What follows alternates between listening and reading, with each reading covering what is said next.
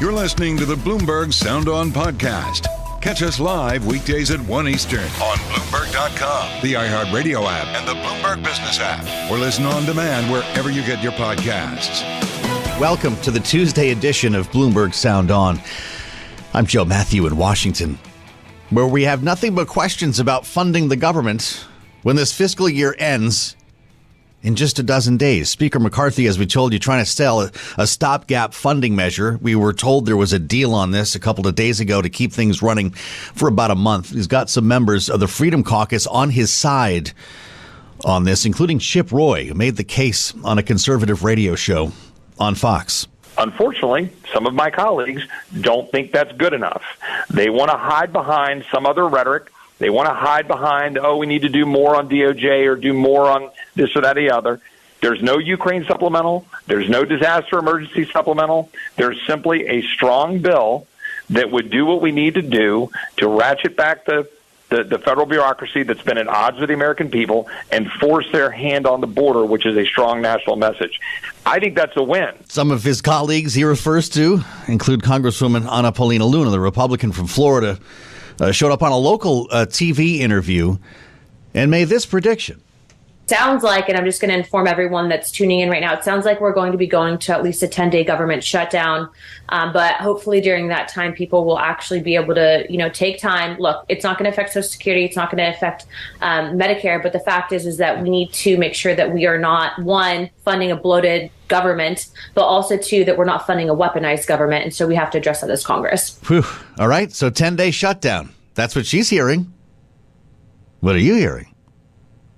So much for the continuing resolution. Speaker McCarthy, he's sounding a bit frustrated when talking with reporters in the hallway. I've never seen anybody win a shutdown. You only put the power in the hands of the administration. If you want to secure the border, pass Homeland. If you want to make America strong and secure, you pass the DOD appropriations bill. If you're not willing to pass appropriation bills, and you're not willing to pass a continuing resolution to allow you to pass the rest of appropriation bills, and you don't want an omnibus, I don't quite know what you want. I don't quite know what you want. All the while, a procedural vote to clear the path for a continuing resolution, this is just the rule, not the bill, appears to have been pulled on the House floor today. So we're glad to have some time with the ranking member of the House Budget Committee. Congressman Brendan Boyle is back with us, the Democrat from Pennsylvania.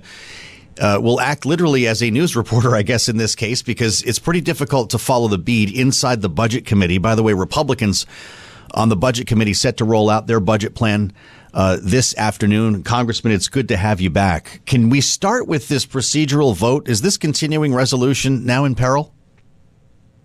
Well, I guess this is the debut of my reporting career. I can report to you that actually the CR vote was just pulled. The rule vote for the Republican partisan continuing resolution was just pulled from the calendar. So they don't even have the votes for their own. The Republicans don't even have the votes for a partisan Republican continuing resolution, let alone one that would pass a Democratic Senate and be signed by a Democratic president. This Republican civil war is what is causing this dysfunction.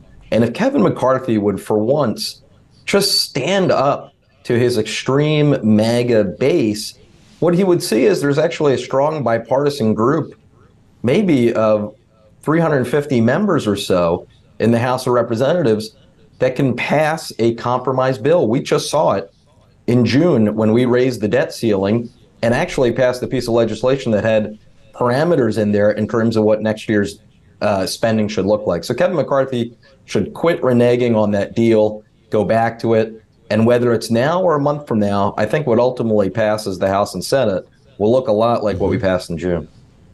That sounds like you actually see a world in which there's no government shutdown, which I'd love to hear you speak to. But my goodness, what does it tell us when Chip Roy and others in the Freedom Caucus are actually trying to help Speaker McCarthy sell the idea of this stopgap plan? It's not his entire right flank. Things are getting confused, Congressman. Yeah, the Republican caucus is at war with itself. I mean, all day yesterday, you saw the speaker call one of his members a quitter. People defended her. Another member is fighting with the speaker. It's just been chaos, crisis, and confusion ever since that first week of January, when it took them 15 attempts to elect their own guy speaker. Is the government going to shut down? I don't know. I tend to think it's more likely than not, just because I do believe there are far more than 5 members of the House Republican caucus that want a government shutdown. But again, it can be avoided if Speaker McCarthy comes over to our side and is willing to compromise and is willing to do exactly what we did in June. And what I said before is that sooner or later, whether it's before September 30th, which I hope it is, or maybe more likely than not after September 30th, I think the way we get out of this impasse is passing a bipartisan resolution, much like we did in June. There's talk of a motion to vacate. That's what Matt Gaetz of Florida continues to say. It's clear that Speaker McCarthy is going to need Democratic votes to pass any real budget plan, Congressman. Will Democrats help Speaker McCarthy survive a motion to vacate if that happens? Well, we're a few hypotheticals down the lane there. So we'll, as the former president likes to say, we'll see what happens. One of the few times I quote the former president. So I really couldn't predict or say. Let's see how this budget situation plays itself out before we get into any hypothetical conversation about what Democrats would do in terms of a motion to vacate the chair. I will say what has really defined Kevin McCarthy's frankly miserable 9 months as Speaker is him constantly bending over backwards to attempt to win over the extreme MAGA members of his caucus, and they can never quite get there with Kevin McCarthy. I'm compelled by this idea that you're actually going to be cutting funding more than Republicans proposed if you take this walk, at least. The idea being if things expire without a budget agreement, there's an across-the-board 1% cut. As we've discussed before, that was a product of the debt ceiling limit deal, or at least what's left of it.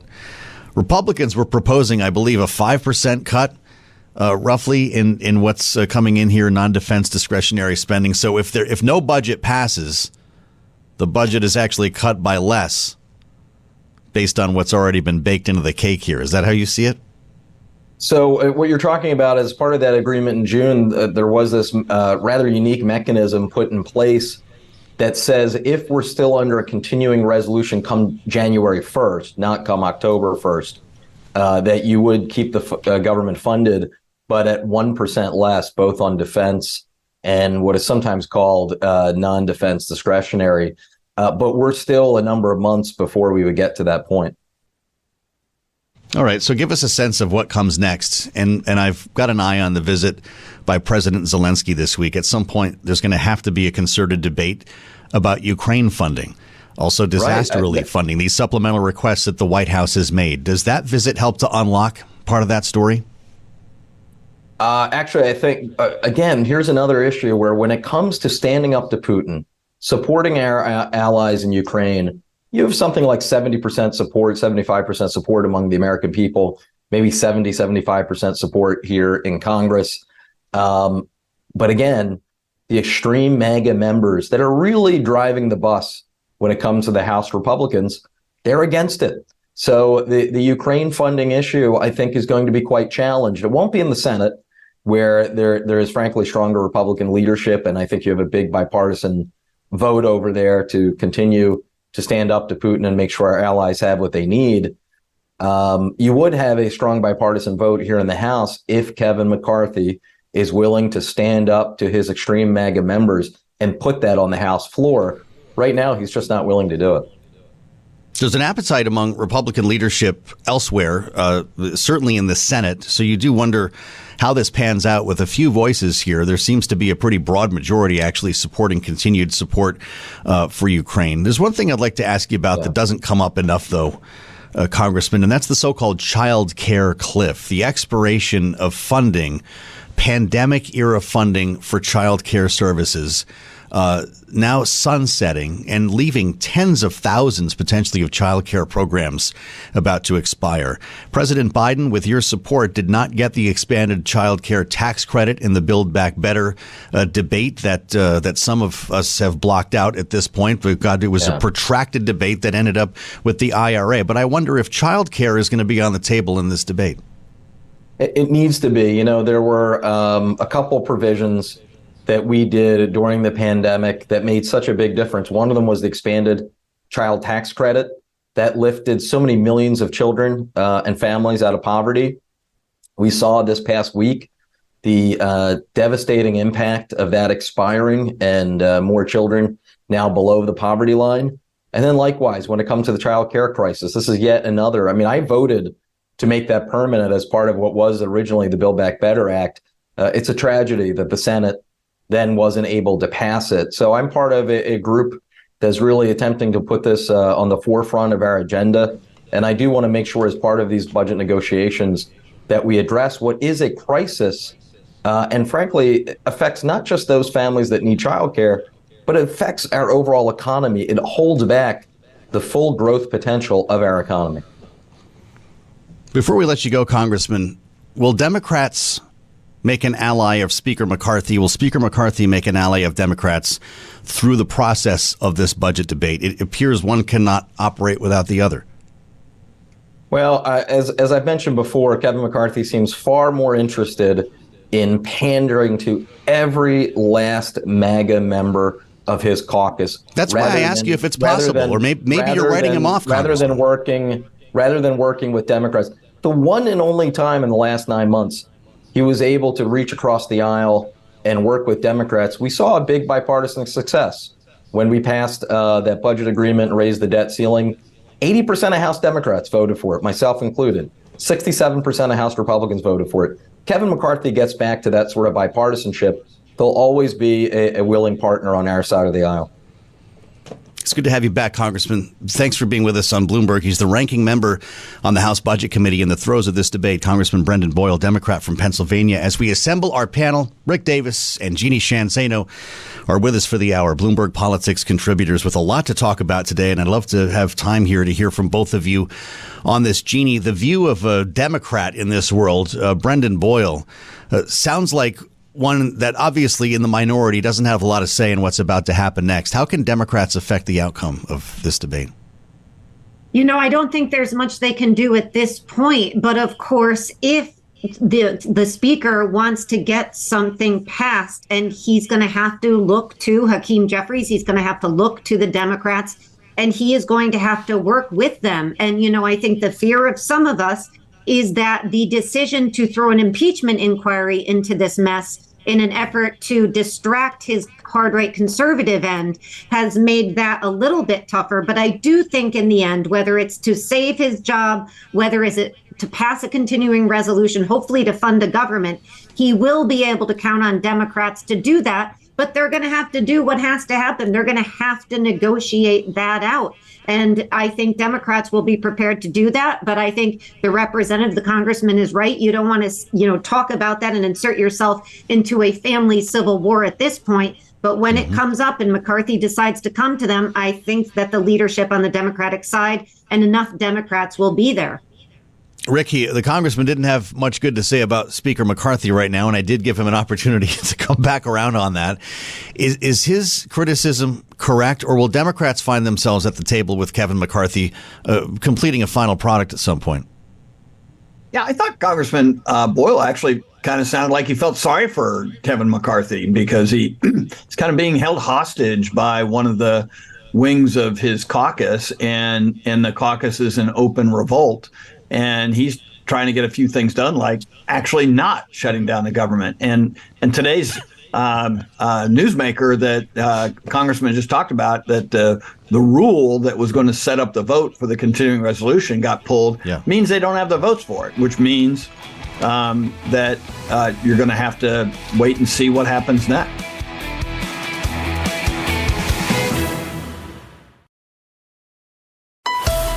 You're listening to the Bloomberg Sound On podcast. Catch the program live weekdays at 1 Eastern on Bloomberg Radio, the TuneIn app, Bloomberg.com, and the Bloomberg Business app. You can also listen live on Amazon Alexa from our flagship New York station. Just say, Alexa, play Bloomberg 1130. Maybe the problem solvers can fix it, right? There's got to be a caucus somewhere in this House. The Bipartisan Problem Solvers Caucus working up reportedly a clean CR.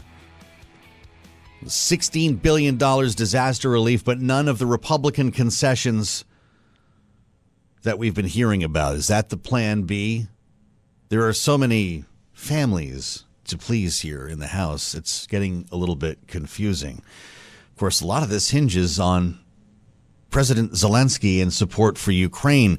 Incidentally, we're going to be hearing from President Volodymyr Zelenskiy live from the UN. He'll be standing in front of the Green Marble a short time from now. We'll bring you those remarks on Bloomberg Radio, here on YouTube as well, when they happen. Incidentally, join us on YouTube if you want to be in the studio here. Search Bloomberg Global News. Our cameras are lit. Speaker McCarthy talking about this, by the way, knowing President Zelenskyy's coming to Washington after that speech. He'll be here later this week to meet with the president, go to the Hill, meet with the leaders, like Mr. Speaker. Is Zelenskiy elected to Congress? Is he our president? I don't think I have to commit anything. I have questions for him. Where's the accountability on the money we already spent? What is the plan for victory? That sounds like a fun meeting. Let's reassemble the panel. Rick Davis and Jeanne Zaino are here, Bloomberg Politics contributors. What do you think of that, Rick? It's a lot different when someone's sitting in front of you. But McCarthy does not sound like he's looking forward to talking to President Zelenskiy. He says, what, is he a member of Congress? What's that conversation going to be like? Yeah, no, I mean, I'm actually stunned that he would take this kind of chip on your shoulder attitude. What's your plan for victory? I hope Zelensky tells him, I'm going to kill as many Russians as I can get my hands on. I mean, like, what in the world does he think is happening in the Ukraine? There's a war going on, and it's a war that they're fighting, not us. And the most we've done is to put some of our treasure to work. And I just find it unbelievable that he doesn't have more sensibility around a guy who's in the middle of a shooting war with Russians. But look, I mean, he's got bigger problems than Zelensky. The reality is he still going to be speaker when Zelensky gets to town? I don't think it's an academic question anymore. And that's so amazing. Zelensky actually may survive longer than he does. That's pretty remarkable. Jeanne, I don't know your thought on this, but it is different when somebody is coming in person to ask you for something, as opposed to ping-ponging around the media and a reporter is going to ask you this in the hallway and you have to sound like a tough guy to please certain constituencies. Which one do you think shows up at the meeting? Yeah, I think that all depends, to your point, on whether that meeting is in public or private. I think in private, Kevin McCarthy will be incredibly respectful to Zelensky. He understands the situation over there full well. But this is the Kevin McCarthy that we have seen since he was narrowly elected speaker.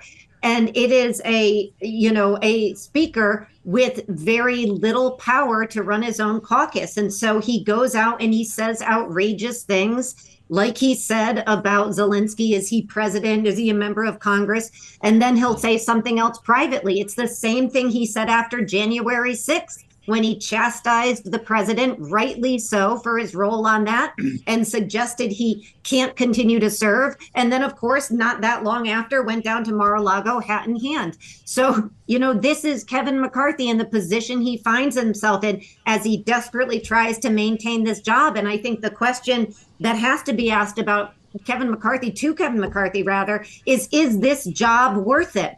You have to be able at some point to stand up for what you believe. And with Kevin McCarthy, we see him say one thing privately, one thing publicly, one thing to Zelensky, one thing to reporters, one thing to his caucus. I mean, it goes on. And at some point, he may not have this job much longer because he's been too cute by half. And I think it's an awful shame for Kevin McCarthy to be in this situation.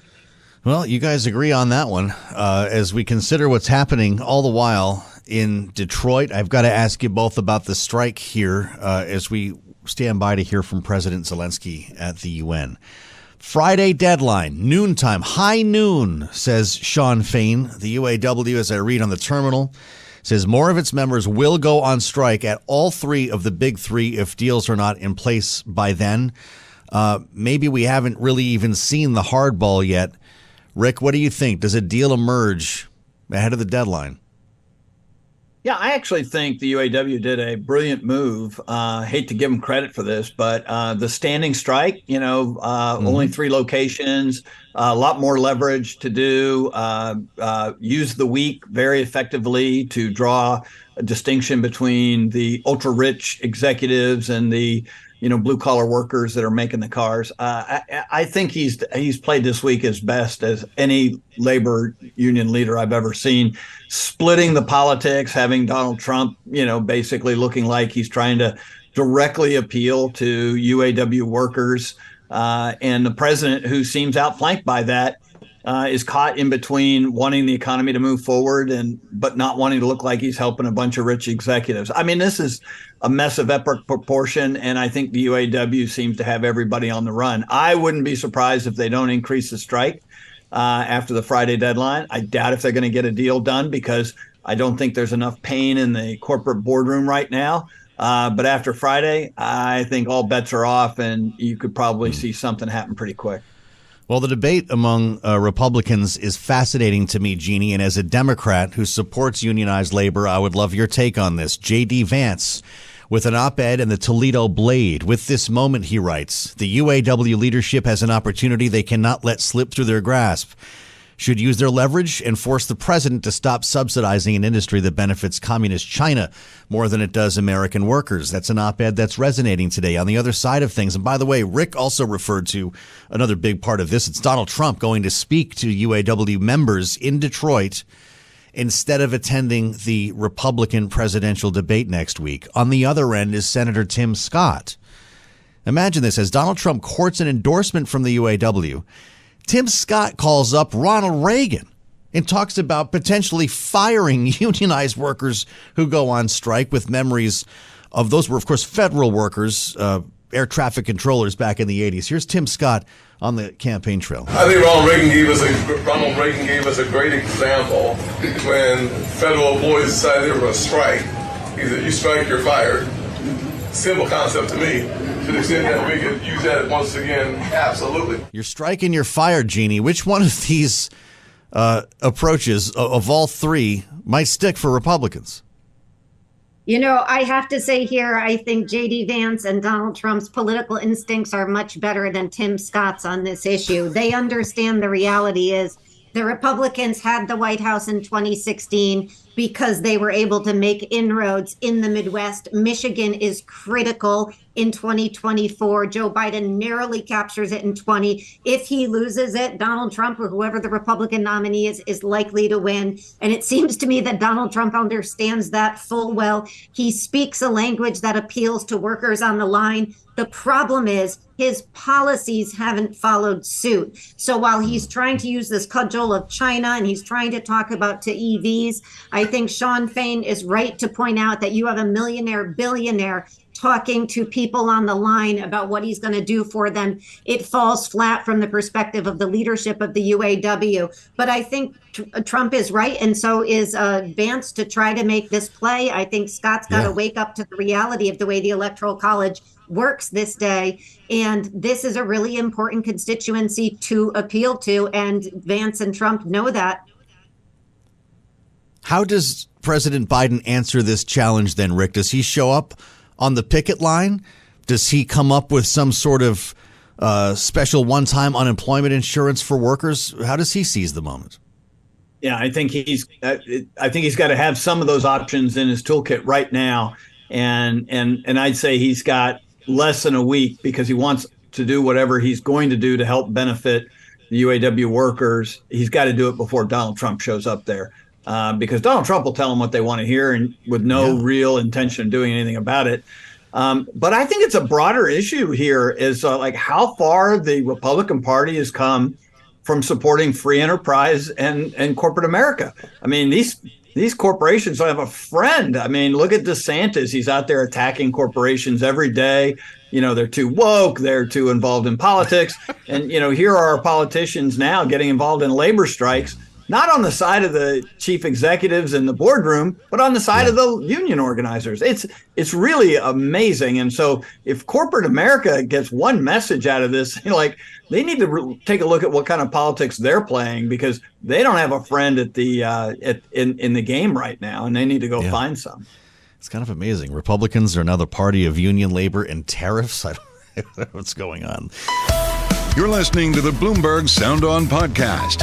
Catch us live weekdays at 1 Eastern on Bloomberg.com, the iHeartRadio app, and the Bloomberg Business app. Or listen on demand wherever you get your podcasts.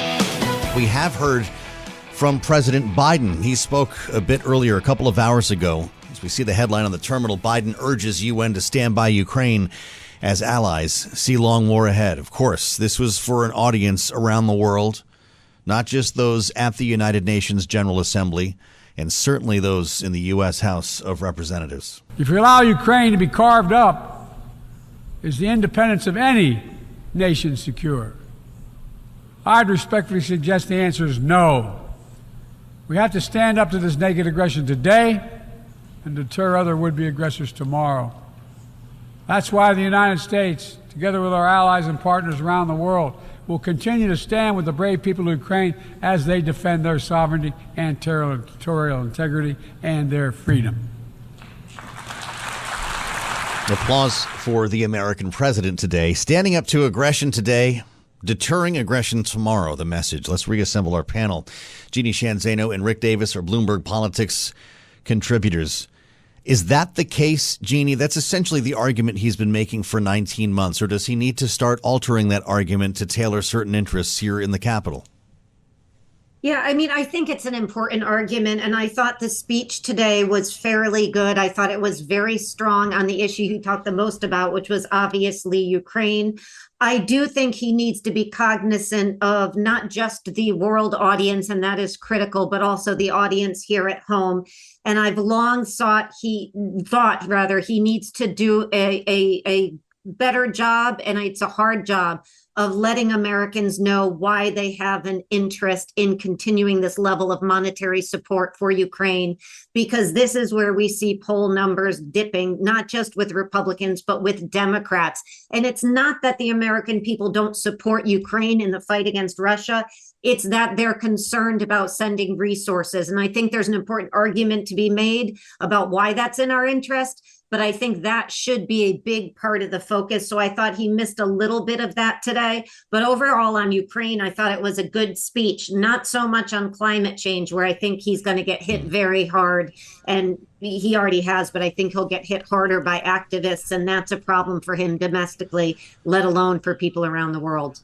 Well, Jeanne does remind us this speech was about a lot more than Ukraine. I'm zeroing in on that point as we're kind of talking about the budget debate here in Washington. But knowing that President Zelenskiy will be here, Rick, does this set the table for what's going to be a much louder conversation at the end of this week?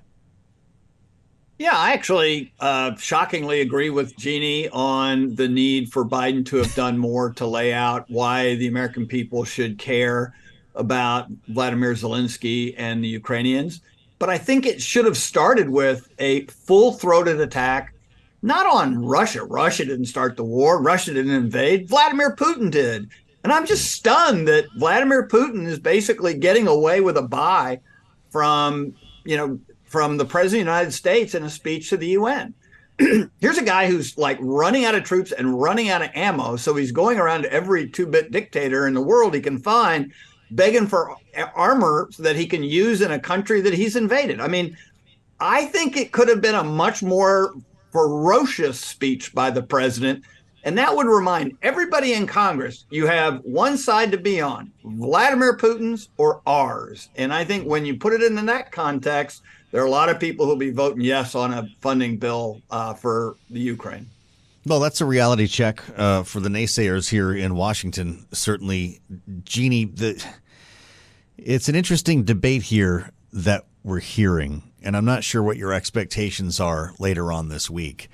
But should funding the government rely on funding for Ukraine here, or should Congress be handling this as a separate matter?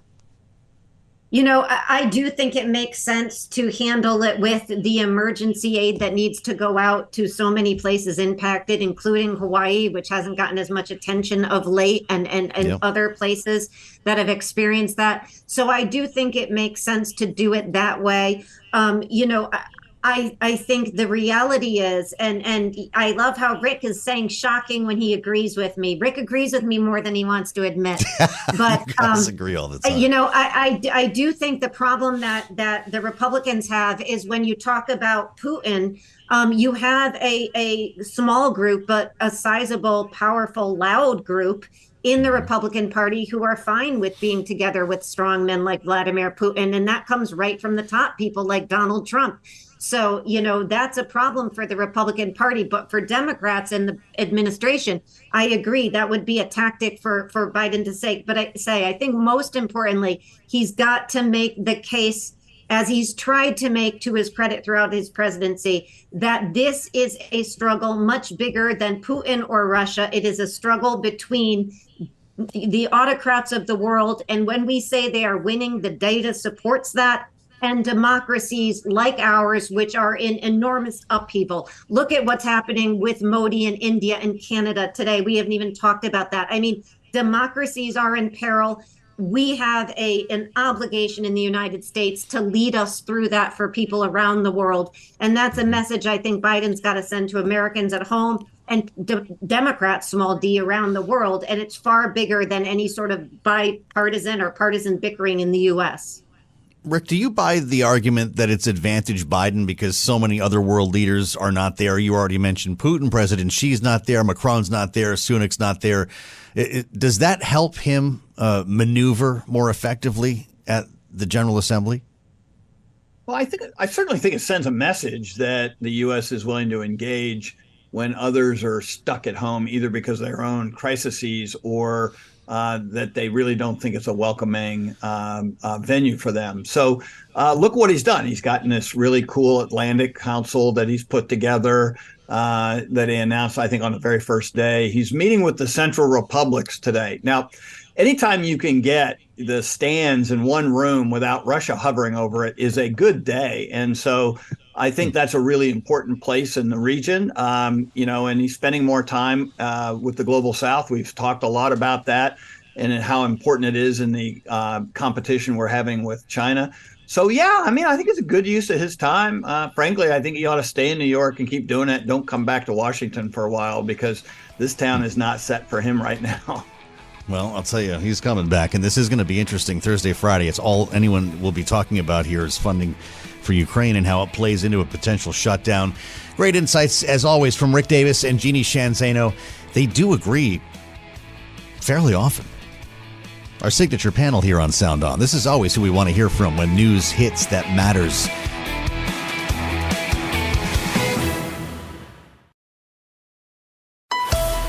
You're listening to the Bloomberg Sound On podcast. Catch the program live weekdays at 1 Eastern on Bloomberg Radio, the TuneIn app, Bloomberg.com, and the Bloomberg Business app. You can also listen live on Amazon Alexa from our flagship New York station. Just say, Alexa, play Bloomberg 1130. As we spend some time with Jane Harman at the table, again, chair of the Commission on the National Defense Strategy, former ranking member of the House Intelligence Committee. Jane, it's I guess, prescient your timing to sit here with us as we all listen together to President Zelenskiy today. In the time that you have with us, connect the dots between this speech and the very difficult conversation it appears that we're about to have in Washington upon his visit this week. Well, this is, as I understand it, Zelenskyy's first speech to the UN General Assembly since Russia illegally invaded his country. This will be his second speech to not to Congress as a formal entity, but to members of Congress, and another meeting with President Biden. The Washington part will be tougher, no question. There's a friendly audience at the UN. Russia's not present. The four veto-wielding members of the UN General Assembly, other than the U.S., are not there. So there are 150 countries well represented there.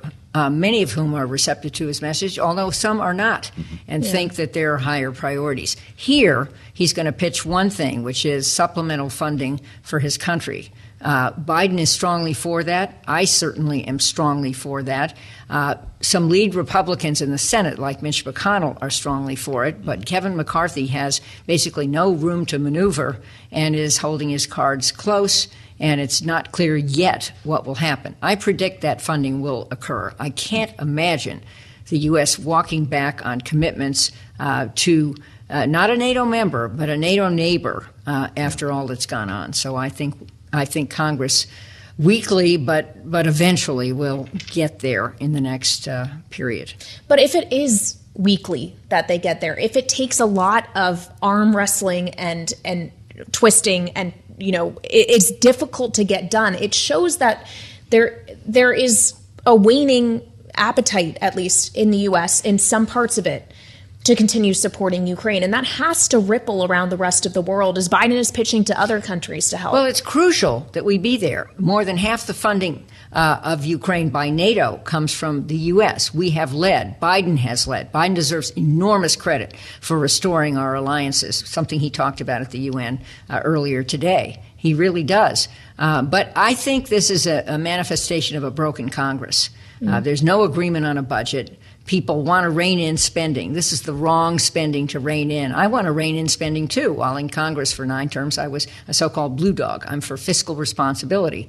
But this is not responsible to walk back on this war. I mean, after all, if we want to contain authoritarian aggression in the world, the Ukrainians have to win, and we have to help them win. If anyone does, everyone's a tough guy when they're on a remote interview with an earpiece, or they're yelling at somebody by way of an op-ed, or they're on a cable news network that agrees with them. What happens when Speaker McCarthy is standing in the room with President Zelenskiy? That's the success that he had upon his last visit when he addressed a joint session of Congress. Can he recreate that? I think it'll be hard. I think he has made a deal with the devil, meaning that he has absolutely no room to maneuver as Speaker. I think in his heart he knows what the right thing to do is. So there's no persuasion. And I don't think he's in favor of closing the government either. Mm-hmm. He is in favor of cutting spending. But again, so am I, and so are lots of people. But not this way. And I don't know what he'll say. I think it's going to be a very awkward moment for him.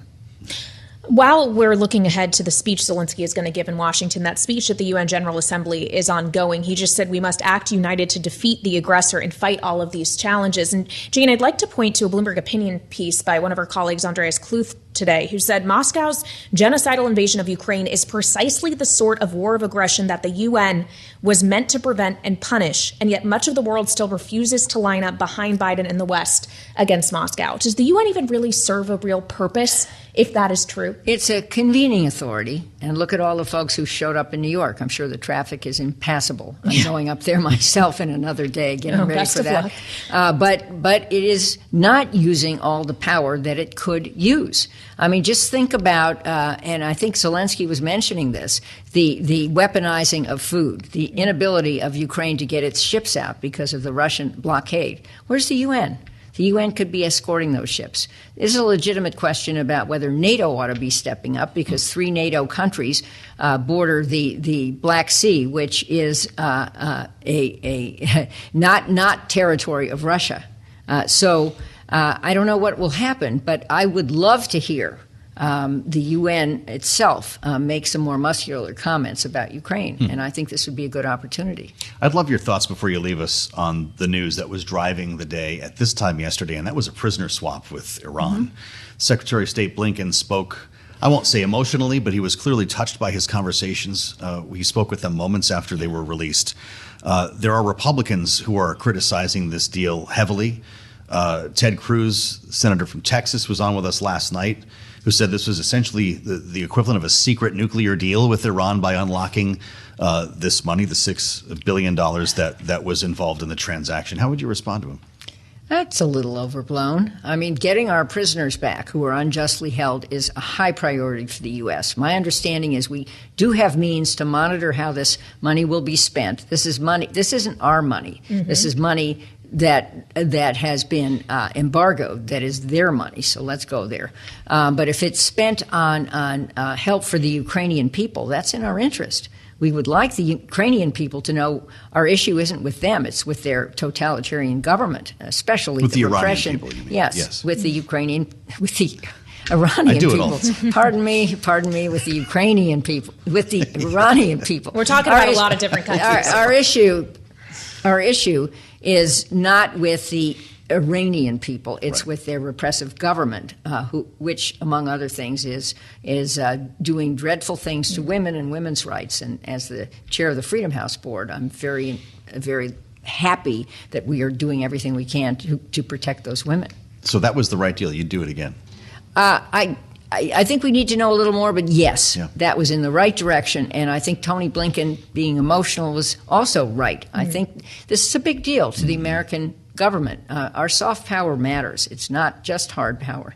And showing that we care about Americans and human beings detained all over the world is a very high priority for us. And it persuades others to support not President Biden per se, although I do, but to support policies which bring the world back together in favor of freedom and democracy.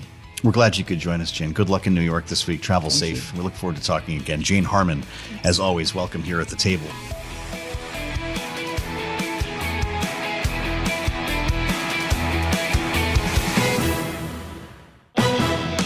Thanks for listening to the Sound On podcast. Make sure to subscribe if you haven't already at Apple, Spotify, and anywhere else you get your podcasts. And you can find us live every weekday from Washington, D.C. at 1 p.m. Eastern Time at Bloomberg.com.